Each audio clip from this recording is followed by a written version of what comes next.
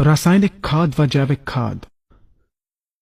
द्वितीय विश्व युद्ध के बाद पश्चिमी देशों के हथियार और विषाक्त रसायन बनाने वाले कारखाने बंद होने के कगार पर पहुंच गए थे, जिसके कारण पश्चिमी देशों को काफी आर्थिक नुकसान हो रहा था। इन देशों ने इस आर्थिक संकट से बचने के लिए एक योजना के तहत उन कारखानों में रासायनिक खाद तथा कीटनाशक बनाना शुरू कर दिया। इन रासायनिक खादों व कीटनाशकों के द्वारा कृषि उत्पादन को बढ़ाने की बात कर हरित क्रांति नाम का एक छद्म जाल बुना।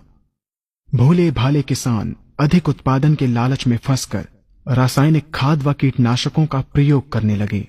बैलों की जगह ट्रैक्टर से जुताई होने लगी।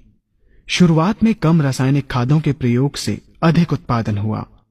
धीरे धीरे रासायनिक खादों के प्रयोग के कारण भूमि की उर्वरा शक्ति क्षीण होने लगी, जिसकी वजह से उत्पादन घटने लगा तथा फसलें कमजोर होने लगीं। फसलों के कमजोर होने के कारण उनमें रोग व कीट लगने लगे। रोग व कीटों से फसल की सुरक्षा के लिए और अधिक कीटनाशकों का प्रयोग होने लगा। एक तरफ ज्यादा उत्पादन के लिए अधिक रासायनिक खादों का प्रयोग होने लगा, वहीं दूसरी तरफ फसलों को रोग व कीटों से बचाने के लिए अधिक विषाक्त कीटनाशकों का प्रयोग बढ़ गया, जिसके कारण उत्पादन लागत बढ़ी और किसान को लाभ कम होने लगा, बल्कि छोटे किसान कर्ज में डूबने लगे। धीरे धीरे भूमि की उर्वरा शक्ति क्षीण होने से भूमि बंजर होने लगी।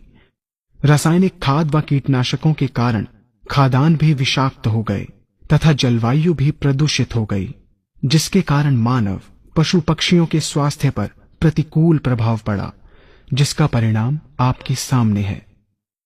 मानव स्वास्थ्य पर रासायनिक खादों के पड़ने वाले प्रभाव को आप ऐसे समझें। जब किसान फसल में रासायनिक खाद डालता है तो रासायनिक खाद में उपस्थित विषाक्त रसायन जल में घुलकर सबसे पहले जल को प्रदूषित कर भूमि के अंदर उपस्थित केचुए व सूक्ष्म जीवाणुओं को मार देता है। ये बात सभी किसान अच्छी तरह से जानते हैं कि केचुए व अन्य सूक्ष्म जीवाणु भूमि की उर्वरा शक्ति को बढ़ाने के लिए अति आवश्यक होते हैं। विषाक्त रसायन के कारण इनकी मृत्यु हो जाने से भूमि की उर्वरा शक्ति नष्ट हो जाती है तथा भूमि कठोर होकर बंजर होने लगती है। रासायनिक खादों के विषाक्त रसायन पानी के माध्यम से अन्य खनिजों के साथ फसल के अंदर पहुंचकर फसलों को विषाक्त बना देते हैं। बाद में जब खाद्यान्न के रूप में मनुष्य या अन्य पशु इन्हें खाते हैं तो ये विषाक्त रसायन मानव स्वास्थ्य पर बहुत ही बुरा प्रभाव डालते हैं तथा मनुष्य के अंदर तरह तरह के रोग उत्पन्न करते हैं।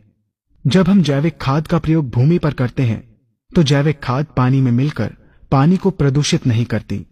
जैविक खाद भूमि के अंदर उपस्थित उर्वरा शक्ति को बढ़ाने वाले जीवाणु तथा केचुओं की संख्या को तीव्रता से बढ़ाती है, जिससे भूमि की उर्वरा शक्ति बढ़ती है तथा भूमि छिद्र युक्त एवं भुरभुरी हो जाती है, जिससे वायु और प्रकाश भूमि के अंदर गहराई तक प्रवेश करते हैं, जिसके कारण भूमि में तापमान एवं आर्द्रता का संतुलन बना रहता है और फसलें मजबूत होती हैं। जैविक खाद में विद्यमान तत्व खाद्यान्न के माध्यम से मानव व पशु पक्षियों के शरीर में पहुंचकर स्वास्थ्य लाभ पहुंचाते हैं। जैविक खादों के प्रयोग से फसलें अच्छी और मजबूत होती हैं, जिसके कारण उन पर रोगों एवं कीटों का ज्यादा प्रभाव नहीं पड़ता। यदि किसी प्राकृतिक कारणवश कीटों व रोगों का प्रभाव अगर पड़ता भी है तो गौमूत्र एवं औषधीय वनस्पतियों के घोल के छिड़काव करने से फसलों को रोग एवं कीटों से बचाया जा सकता है।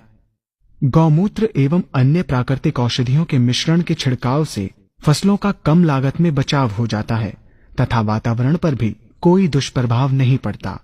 यहाँ हम आपको तालिकाबद्ध तरीके से दोनों